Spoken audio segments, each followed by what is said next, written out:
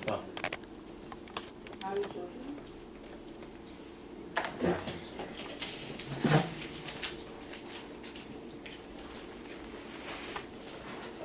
Evening.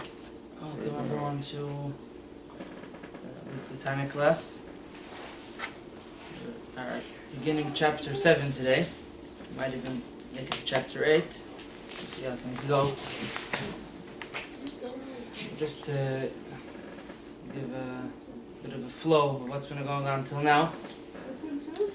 We learned about the two souls that every Jew has. One is called the animalistic soul. It's the drive that we have, the inclination to enjoy, to have a good time. Sometimes people have a good time on someone else's expense, and then it becomes what we call evil. But even if we're just having a good time without hurting anyone,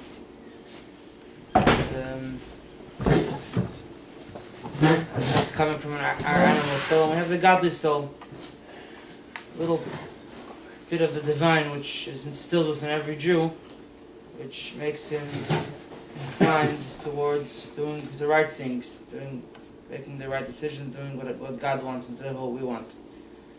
We discussed the different aspects of each of these two souls, their different expressions, which is what we call the midot, their intellect, the way they think, the thoughts, the process, all those powers that are in us, and the way they express themselves in actuality, which is in which thoughts they make us think, which words they make us say, and which deeds they make us do.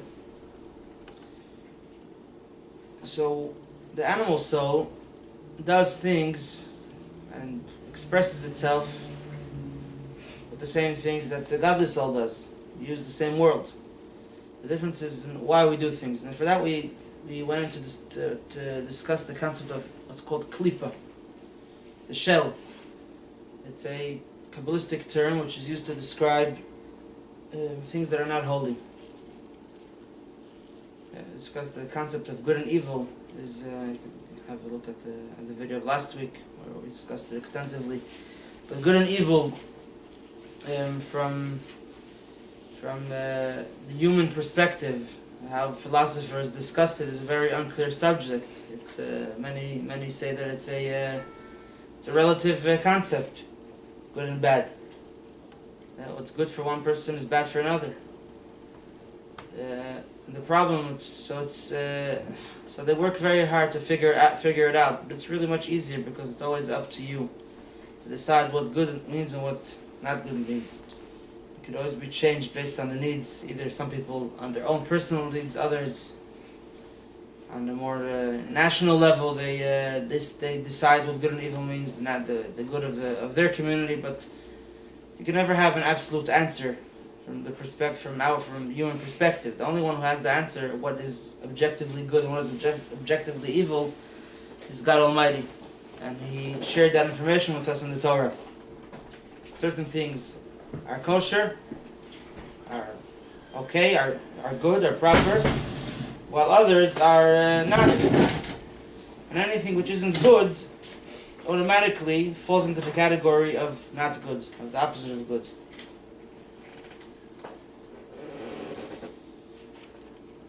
That's the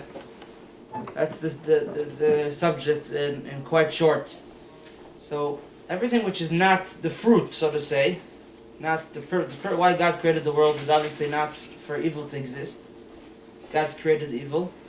There's a verse in the Tanakh, in the Bible, that says the one who forms light and creates evil, unlike other religions which like to claim that there is two forces in the world battling. God is in charge of the good, and someone else is in charge of the evil. God is in charge of everything. God created the evil, and actually the term that the Kabbalah uses to describe the evil is klipa, a peel, a shell. So you have the fruit and the shell. The fruit is protected by the shell, and similarly, the goodness in the world is sort of protected by the evil, which seems a bit strange on the onset. What I mean, good has to battle evil. But if not for the shell, for the evil, we would never be able to appreciate the power of good. You can't have good without bad, no? I mean... There will be eventually, but God's created, now in the present world it's all mixed up. And our job is to figure out what is good and what is bad. Well, why did God make bad in the first place? In order to bring out the power of good. Darkness helps us appreciate light, and stupidity sometimes helps us appreciate wisdom. And bad protects the good, meaning it allows the good to grow, to excel. Just like the peel protects the fruit and allows it to grow, till the time comes when we get rid of the peel and we eat the fruit. So our story as humanity, from the day we got the Torah, or even before, but the one that from when we got the Torah until Mashiach comes, is about trying to separate the good from bad, to get the peel, to peel it, and we do little by little, and Mashiach will come, hopefully very soon. He's going to get rid of the peel, he'll throw it out, and we'll have the fruit, we'll be able to enjoy it. Certain peels and some fruits eat with the peel. You ever tried peeling grapes? I saw someone the other day eat the mango with the peel even. I see some people do that. As a child, I knew that you peel a kiwi. But I've got to know people that eat a kiwi with the peel. So some peels, like peels of nuts and peels of things like that, potatoes. Oranges. You can't eat oranges with the peel. Oranges, you could use the peel a little bit. So some fruits you got to get rid of the peel. With the bit of melon, you actually eat the outside and throw out the inside. A bit of melon. A bit of melon, is that kosher? If it's a fruit, it's probably kosher. Yeah, it's a fruit.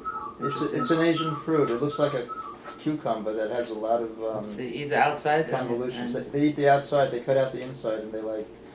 That's very interesting. Yeah, it is really interesting. So we're gonna discuss today the two types of peel. The peel that could be used, the bad, which could be used, and the bad which has to be discarded and thrown away. It's called the klippa. There's two categories of klippa. The first one, the bad one, completely bad klippa, negative force, has 3 types. And the fourth one has another name. It actually originates, like all Kabbalistic concepts are not original. They all come from the Torah, from the Mishnah, from the Talmud. And this actually comes from a vision that I think it was Eliyahu saw. He saw smoke, and I don't recall the names right now. I have to look at it quickly and find it. It's in the Book of Kings. It's up there. Oh, yeah. Good to see you, Mayor. Long time no see. Oh, wow, great.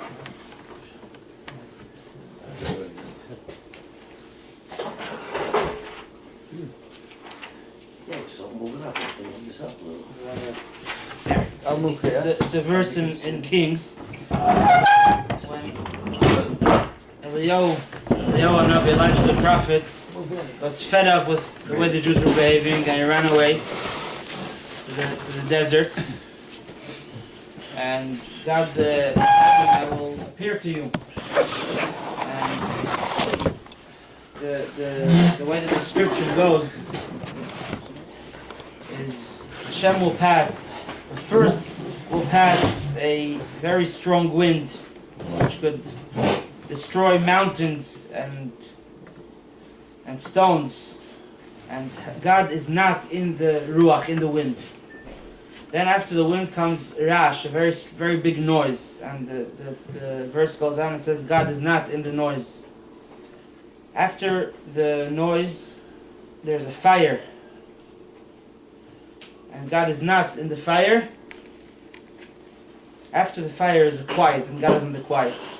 So those 3 things, the wind, the noise, and the fire, represent the 3 impure klippas, the 3 impure forces of evil that don't have in them godliness. Obviously not, they don't have God.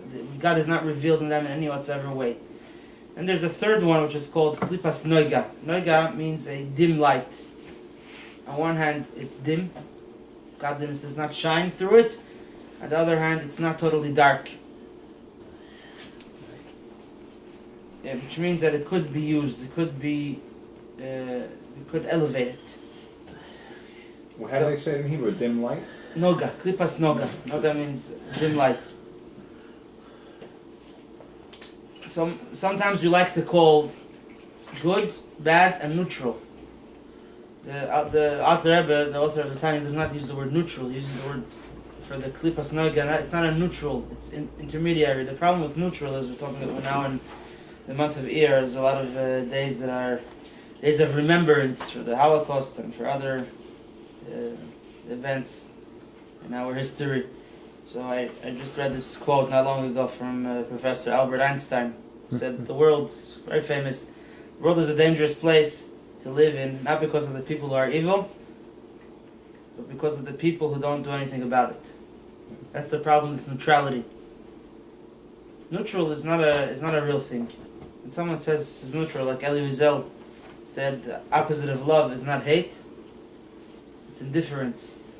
The opposite of beauty is not ugliness, it's indifference. The opposite of sacred is not profane, it's indifference. And the opposite of life is not death, it's indifference. Neutral is, in other words, being indifferent to something. Indifferent means what? You don't care, you don't care. you don't do anything about it. It doesn't make a difference to you. Hitler wasn't the big problem of the Holocaust. It was the rest of the world which let him, it didn't stop him. So Hitler, you're able to fight. But how do you fight someone who doesn't stop Hitler? What are you going to do? You can't trial him in war crimes. You can't. We watched on Tisha B'Av, The World Looked Away, it was called, the video, how, How it was, the world was quiet. But you can't say Hitler wasn't, is not the problem. You see that if someone would stand up to him, the problem would be much smaller. But it's still a problem. That's definitely a problem, but it wasn't the problem. There are many. That's not the what makes the world dangerous. It's the fact that no one did anything about it. So neutral is not really. First of all, it's not a true term. What does neutral mean? There's good guys and bad guys. You don't have to have an opinion about an argument between two professors in biology. That's fine. You can be neutral. Usually, if you're neutral, it's because you don't know, so you don't have an opinion. It's just a lack of education on a certain matter. And when you see bad things happening in the world, to be neutral about it is not the right thing. In other words, you're agreeing. Either you take a side, decide which side is good, which side is bad, but just not to take a side, not to know that not to know wrong from right is It's a crime. Is a big crime. A big mistake and a big crime. It's not being a politician is a crime. A politician you don't have an opinion on good and bad. You don't have to be a politician. Hey, every time, even if you have nothing to do about it, You have to know. You have to support those who will do something about it. Not always we could. Doesn't mean that every conflict you have to get involved. But we have to know. Sometimes it's very complicated. In Syria, who's right? To find out the truth. That's Find the what's truth, but complicated. we don't have to. You have to when people going around killing innocent children. That's something which is a no-no. By the way, you know what Russia said about it? Said they had the same video from 2 years ago. That's what they said. So basically, the United States made it all up. You can't trust politicians about it, but let's start let's start with the problems in the neighborhood before you fix the problems of the world. The problems with ourselves. So klipas noiga, which is the topic of today's class, the evil which is elevatable, if that's a real word. I don't think it is. Could be elevated, could be used, could become good, is not called neutral. Until it's good, it's bad. Until it becomes good, it remains bad. We're not putting it in a class. There's good and there's bad and there's neutral and there's no. It's called klipa. We do make differentiation that there's some negative things that cannot become good, and there's one of those four categories is bad, which has the potential of becoming good. It's intermediary between good and evil. But as long as it doesn't become good, it remains evil. So what does it create? So we spoke about last week the three impure kalipas, those that cannot be elevated, the total evil, complete evil. They are what create all things which are negative. And when we say negative, doesn't mean necessarily killing and stealing. Things that are not kosher. Things that a Jew is not permitted to use in a direct way. Yeah, be it different foods that are not allowed, different relationships that are not allowed, different ideas, different theologies. It comes in many shapes and sizes. If the Torah does not allow, does not sanction it, the Torah is telling you that it's not allowed to be used. The Torah doesn't say you could eat it, you could learn it, you could be in this relationship, then you're not allowed to, and it's bad in the eyes of God. It might sound very nice. Yeah, intermarriage could be also very. They love each other. They love and they're bringing two communities closer, but it's a big mistake. It's not true. First of all, it doesn't work, and second of all, even if it would work, God doesn't allow it, so it's bad. It's wrong. It works sometimes. You can't say it doesn't work. I mean, I'm saying even if it does work, it does. It's wrong because it's not allowed by God. It's evil. Oh. But usually it doesn't work out in most cases. Most of the cases it doesn't work. Unless the Jew becomes a Gentile or the Gentile becomes a Jew. Yeah, I have. But it has to be done for real. Or a Jew cannot never become a Gentile. That's right. That's already understandable. So, Yes, so therefore, Gentile has to become a Jew in a kosher way. yeah, which is not very simple once in a relationship. So My mother tells me, I said, your uncle married not a Jew, she's a Gentile. So I said, she's a guy. What are you bringing? She says, but she converted. How did she convert? Oh, Shabbat. with the anyway, so Rabbi, these are things that are not kosher. Not kosher doesn't apply just to food. It applies also to not kosher. Kosher means fit. Things which are not fit for a Jew. They get their life from God generates life to them through the three unpure klipas. However, the animal soul of a Jew, as well as anything in the world that a Jew is allowed to consume, any types of animals or beasts or fowl or fish or plants that are allowed to be used. In general, most plants are kosher, but there's a few exceptions. One exception is in Israel, something called arla for the first 3 years of a tree.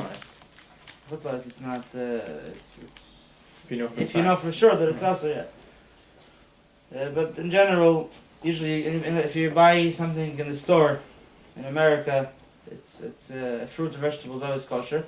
Sometimes the vegetables have not kosher insects in them. But the fruit you have to check. Some are very tough to check. Some are almost impossible to get rid of it. But the plants are kosher. But arla means the first 3 years of a tree, it isn't kosher. It applies only to fruits that grow on a tree, not to what's called vegetables. Anything that you would make the bracha b'or pri adam on, it does not apply. It doesn't apply to grains. So these things, all the kosher food kinds are, and anything else, and any life that you get while doing things that are permitted. Doing business, thinking about things which are not holy, they're not Torah, they're not prayer, they're not about thinking of ways to help another Jew or another human being who deserves to be helped. But you're thinking about yourself. You're doing business, you're reading the news, whatever it is. If it's kosher things, it's not things which negate the Torah.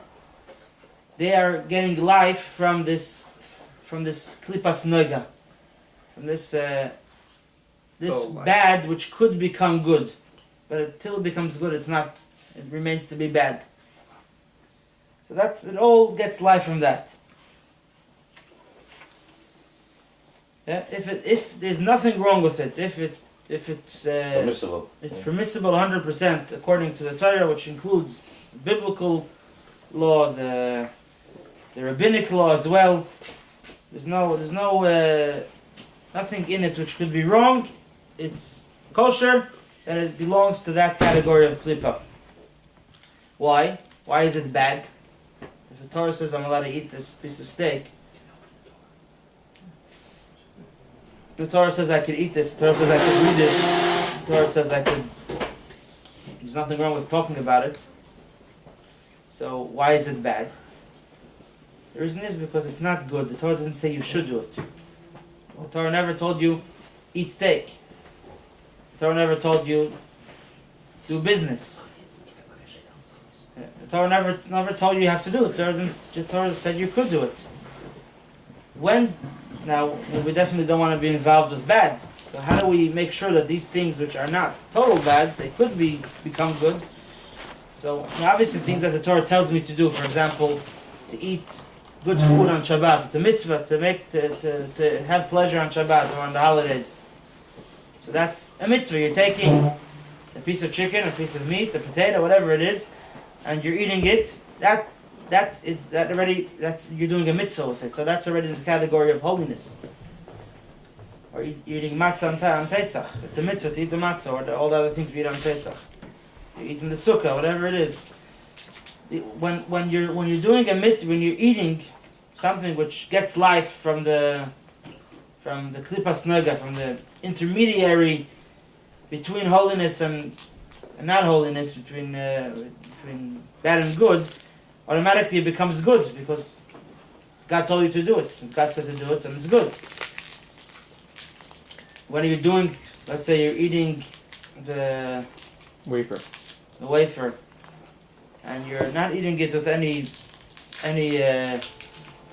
thought that I'm eating it for the sake of God. I'm eating it just for myself. I like wafers. Sweet. Makes me feel good. And you bring an animal. Yeah, that's what animals do. That's why they eat. A human being is supposed to eat in order to have power to serve God, to be healthy.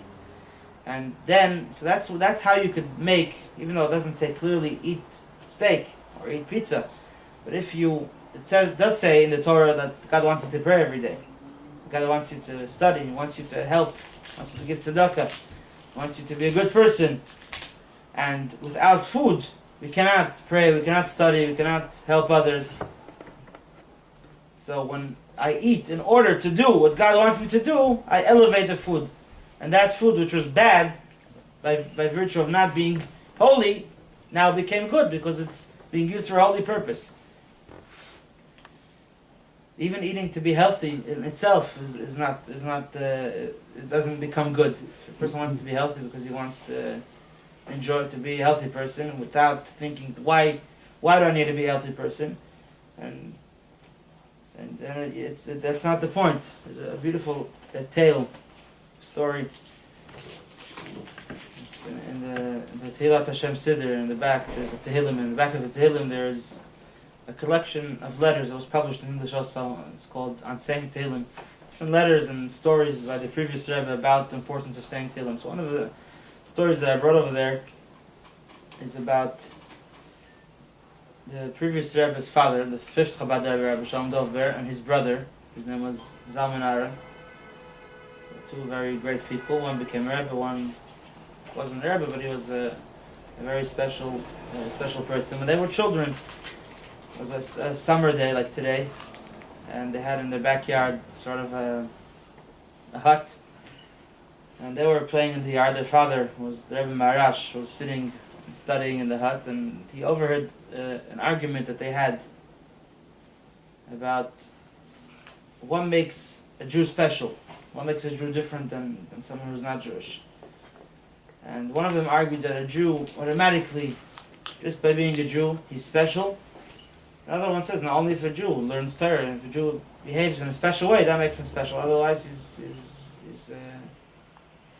he's just as good as someone who isn't Jewish.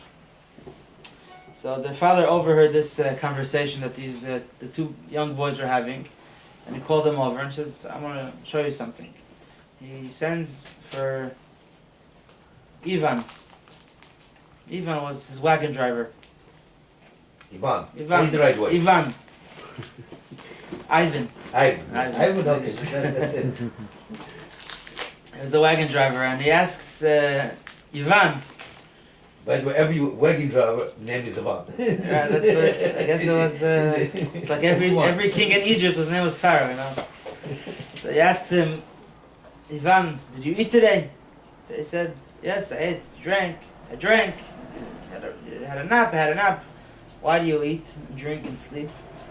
He says, I eat and drink and sleep in order to enjoy life, to be able to, at the end of my workday, go to the bar, get a drink, sing a song, whatever. He says, okay, go. But he dismissed him. Then he calls another serviceman in the house, but he was a Jew. His name was Ben Zion. He was sort of a butler. And he was a very simple Jew. He barely knew how to read, but Hebrew, you know, not very learned. Nothing special about him. He wasn't a rabbi in any way. Except that he's a Jew. And he tells him, Ben Zion, you ate today? He said, hey, Baruch Hashem, I ate. You're full? He says, thank God, I'm not complaining. And, you know, goes on with this conversation. And he asks him, Ben Zion, why did you eat and sleep? He says, what do you mean, why did I eat and sleep and drink? I ate so I could serve Hashem. So he turns to his sons and he dismissed him. He says, look, you see, Ben Zion, he's not a special Jew. But already he has it in his system that why does he eat and drink? Maybe he doesn't think it when he's actually eating the sandwich. But he knows that Ivan eats and drinks to be able to eat and drink. And Ben Zion, the simple Jew, who doesn't know much, barely knows how to read Hebrew, eats and drinks to serve God. That's the difference. And also Gentiles could do the same thing. And then they elevate themselves to a higher level. There is such a concept. That it's called a righteous Gentile. A Gentile, someone who lives for a higher purpose, which actually every Gentile is required to do that. That's Judaism is not just for Jews. Judaism has two systems. There's one part of Judaism for Jews, and one part of Judaism for those that are not Jewish, which includes the 7 mitzvahs of the sons of Noah, which is called the Noahide laws. And when a non-Jew behaves according to those laws, he lives for a higher purpose, and he's not impure. He's not totally negative. He definitely has a lot of positive to him. So even Goyim could be not yes. Yeah. Those Gentiles who live a moral life based on the Torah, which is not moral life based on modern philosophies, which totally corrupt the concept of good and evil, but they believe in morals that are based on the Torah and godly morals. So these people they are also in that category of the kalipa, which could be elevated. In Perek Aleph, it's not talking about that? No, not. It's talking about in general. Most goyim. Not all Goyim could do the Those- shipments of the Ner. They all could. Some of them can't. They all could. But Their nefesh changes? when a guy does that, yeah, He gets Kibbutz Ner all of a sudden. he elevates himself. Yeah? His klipa becomes elevated. Maybe I never quite heard anybody say that Torah has two parts. One of them is for a Jew, one of them is for a Goy. You're the first one, I think it's a novelty. It's The not. Kiddush. It's not two parts, but it's. The way you put it was... Yeah.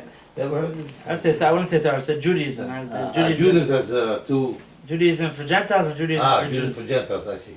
Very nicely put. All Jews have to keep also. They say that the Halavai. If only all the Jews would keep the Noahide laws, we'd be in a good position, in a better position than we are now. Even Jewish compassion. Everyone Jewish compassion is something which is not holy. It could be made holy if you focus it and generate it in the way the Torah says. So these are all things which have a mixture of good and evil. They're a mix, and until we put some order into this mixture, it's considered evil. When we use that physical thing, which is kosher, obviously it has to be kosher. That's the first condition. It has to be allowed. It has to be permissible. When we use it for something, for a higher purpose, it becomes holy. We elevated part of it, and it became something holy. Parts of it are negative and remain negative. Just like our digestive system does that, it picks what's good, and that becomes part of our flesh and blood, and it gets rid of the rest. When we use physical things for the sake of a mitzvah, we use it for a higher purpose, for a godly purpose, then we elevate them, the good becomes good, and anything else that's left in it just gets pushed out and ceases to exist in a sense, because only existence that good has, only reason why bad exists is because it has in it sparks of good. Even the total bad, which you spoke about earlier, it has in it good. It's just that we don't have a way to unlock the good from it. We don't have the keys. That's why we're not allowed to deal with it. When Mashiach comes, we will be able to. Hashem will release the good, and evil, which has no good in it, cannot exist. Because nothing can exist without God. God is the good that's in everything. Do you think the Goy has the power to unleash it, since the Goy comes from Klipa? On his level. Maybe. Right, but I'm saying a Jew comes from Klipa Noga, so therefore I can understand we can elevate it. A Jew has an easier time naturally, since his klipa is not as strong klipas of him, to do God's will. Also, he has the godly soul, which helps him do it. But that's more natural where he to comes him. from. That's where his neshama comes from. Right. So I'm saying, I'm being a devil advocate to say that if the neshama of a goy comes from a klipa, maybe you would think that he has the power, since it comes from there. That's the source. He has the power somehow, if he does the right thing, to unleash it. He does. To elevate it. That's To elevate it. just a point that Mendy just brought up a moment ago. He said that the soul of a Gentile comes from the negative klipas. What happens if he's a righteous Gentile? What happens? He can elevate himself. But, Exactly. So does he something elevate? that we cannot do. Right. We can never elevate. We're going to learn about soon. There is a way to do it. But generally, we're not supposed to elevate the negative klipas. A Jew cannot eat a cheeseburger and then use it to pray.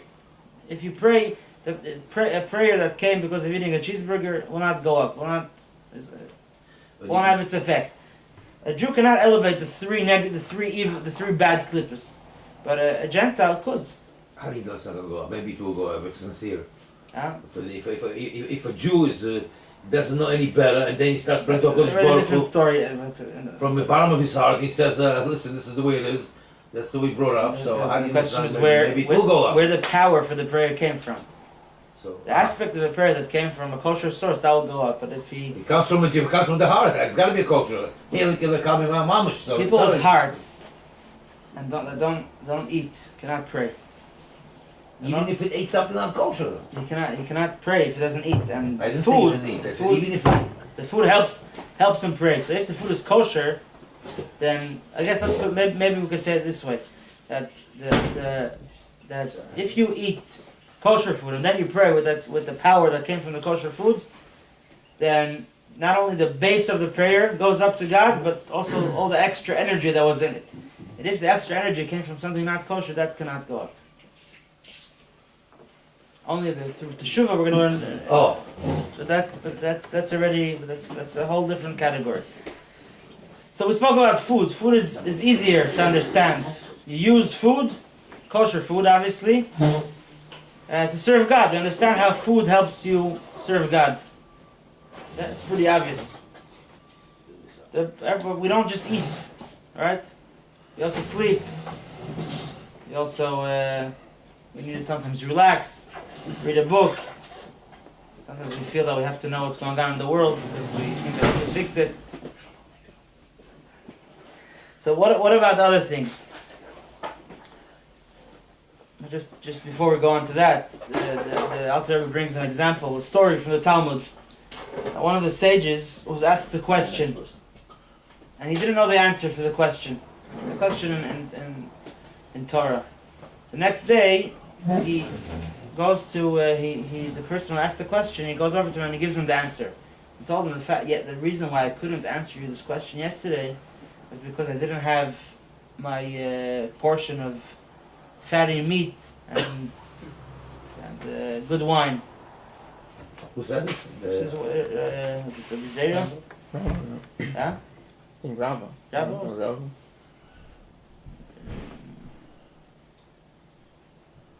Rabbi doesn't write the name of who was.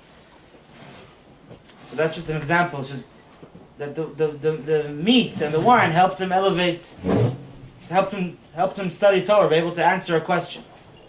Yeah. Help them to the mind starts. The mind starts to work better. We all know that. Yeah. So that's about food and drink. Rabba, no? Sleep, you can also understand how it works. You need to sleep, you need to rest up, your body needs to rest. If you don't sleep, you can't pray. I know for myself, when I do my studies in the morning, it takes me much quicker because the mind. Because of the wine and the meat you had No, I was last talking night. about the sleep. I was about the sleep. No, before breakfast. Breakfast makes you tired. Yeah, things work much better. If you eat good, that's good. If you eat good, you sleep good. If you sleep good, you work good. If you work good, you sleep good. Right? No, but it's if you eat good and sleep good and work good, then you could serve God. Let's take an example. Business. Business could be just to amass a big bank account and to have a nice car and a nice apartment. And these are all good things, but you have to remember why. Why do you want to have money? Why do you want to have an apartment? Why do you want to have a car? In order to be able to do mitzvahs with it. So then your work becomes holy. The Baal Shem Tov teaches, says,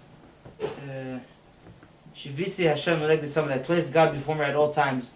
He says, unlike some people think that serving God is when you're in the synagogue, when you're studying, and when you're praying. That's serving God. When you do mitzvahs and business and everything else has to be done kosherly, obviously. But it's not service of God. It says, no, I put God before me the whole time. Everything I do is an act of service to Hashem. I could eat for God. I could sleep for God. I could do business for God. It's all for God's sake. That's the proper way of living. You're not going in and out of serving God. You're serving God in Wall Street. You're serving God in the synagogue. You're serving God in the White House. Wherever you are, it's an opportunity to serve Hashem. I'm sorry to interrupt.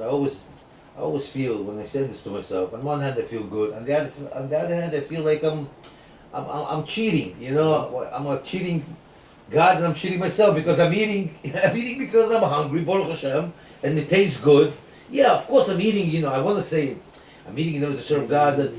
But how do you internalize it that it should be? There's two levels over here. First of all, there's one level of having that awareness the whole time. That when you eat, you think about God. When you sleep. But even if we don't manage that point, and when we ate, our food remained bad. But if you go ahead and then after you ate, you did pray, and you would not have been able to pray or study if you didn't eat. So retroactively, you lifted it up. You took it. You got it back from the bad and made it good. Even if you didn't have it in mind, you weren't aware of it while you consumed it.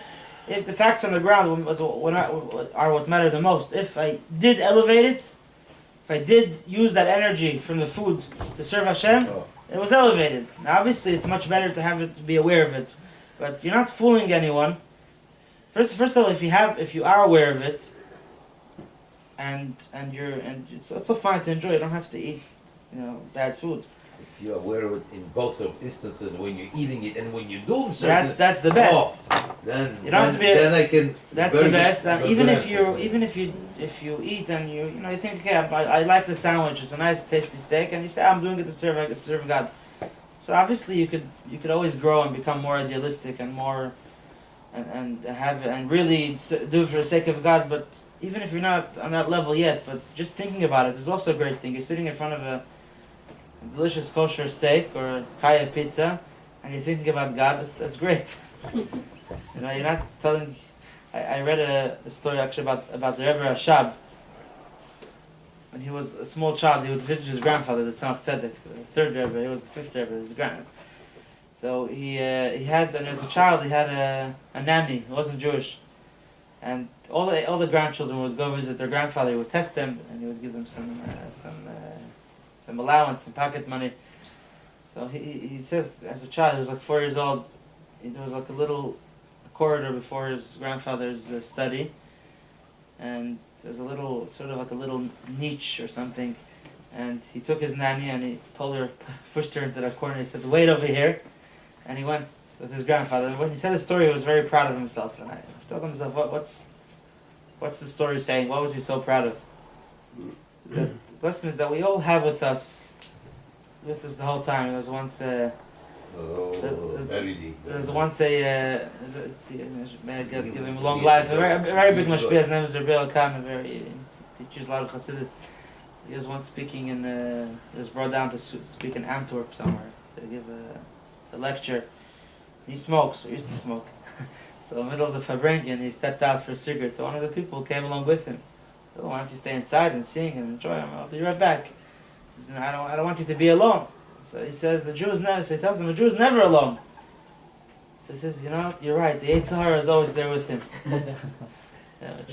God is always with him. So we always have God with us. We have our godly soul and our animal soul.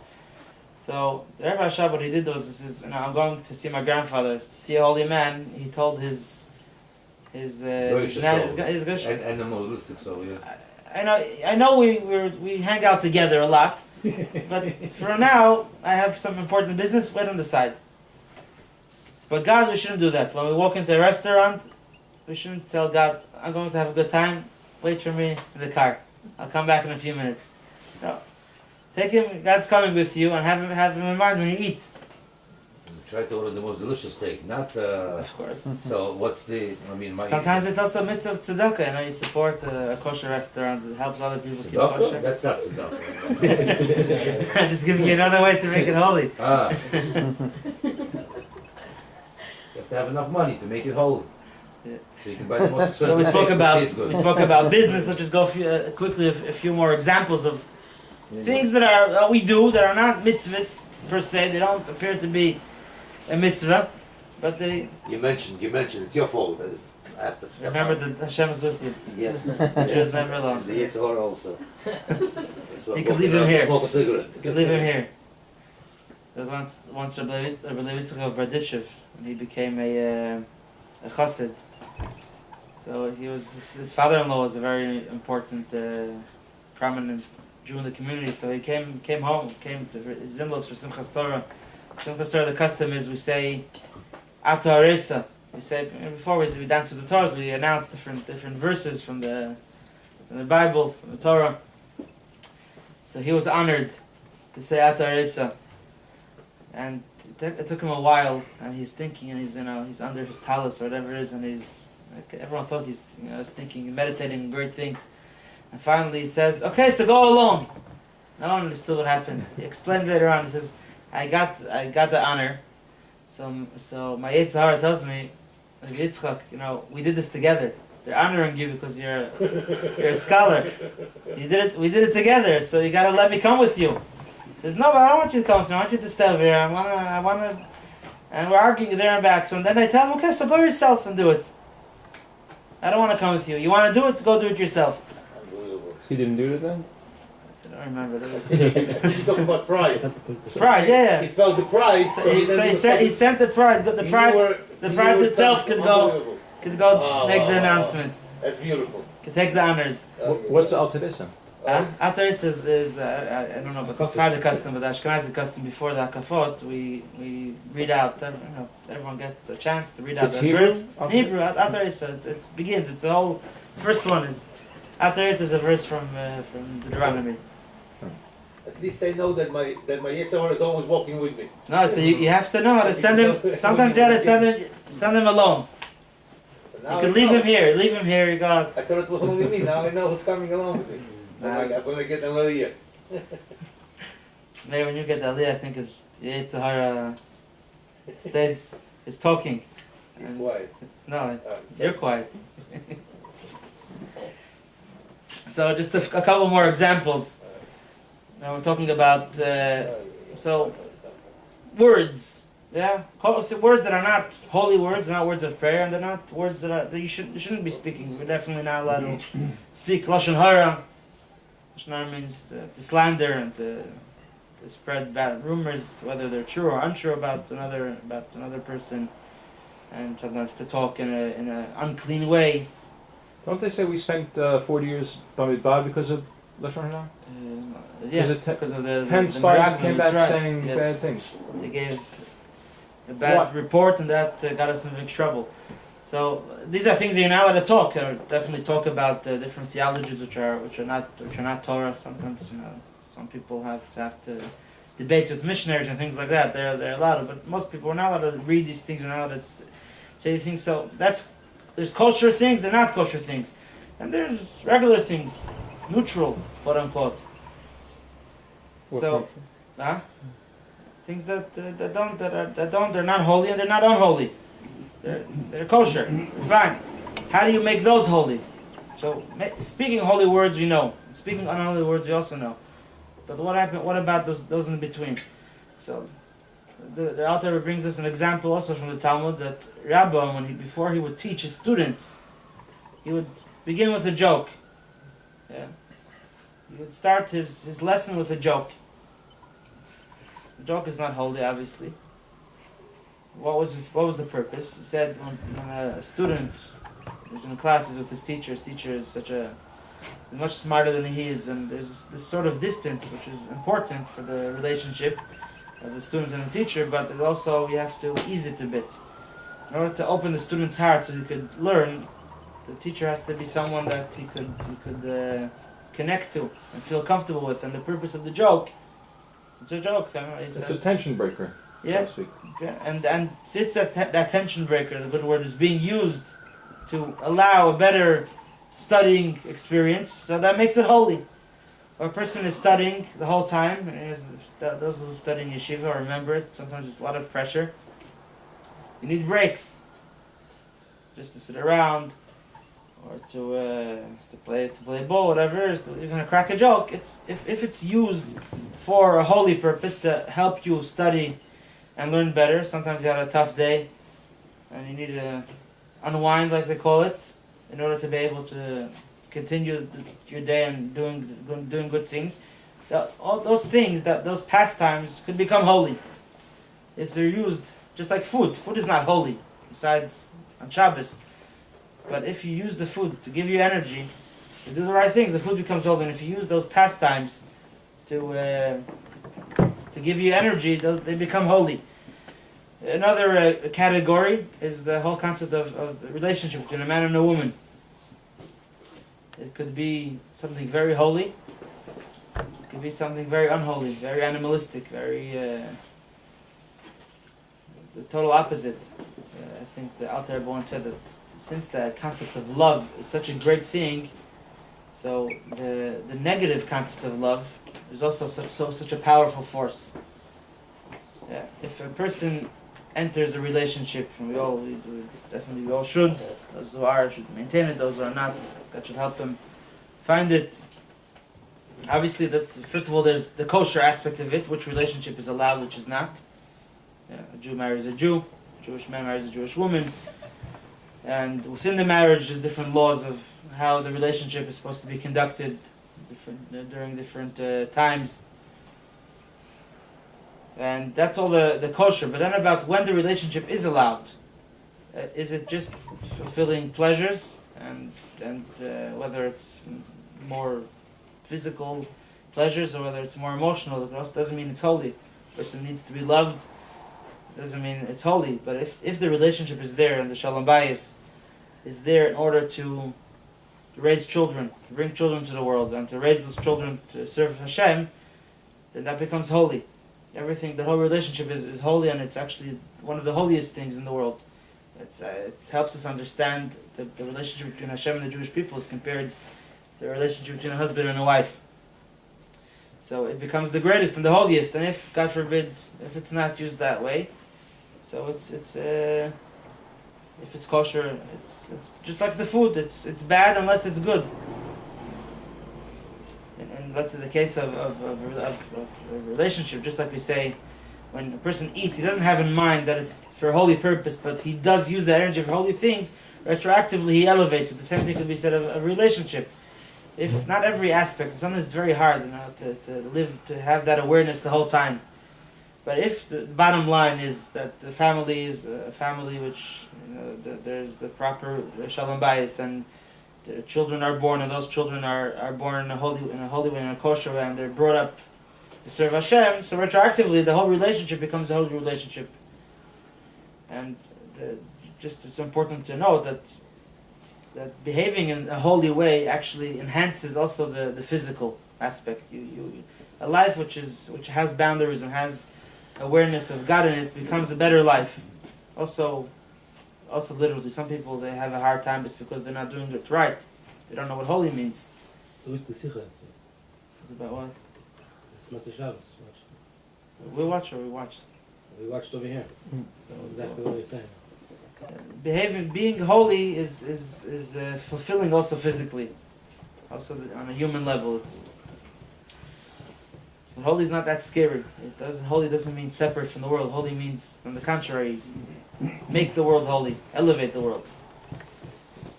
So all these things help us have that elevate, redeem the sparks of godliness which are in the klippa and make them holy. Bring them over from the domain of the unholy to the domain of the holy. And that's also explains the words, the Hebrew words for kosher and not kosher. Mutar means permissible, and asur means unpermissible. The literal meaning of the word, Forbidden. Forbidden, prohibited. The literal meaning of the word asur and mutar. Asur means tied, and mutar means untied.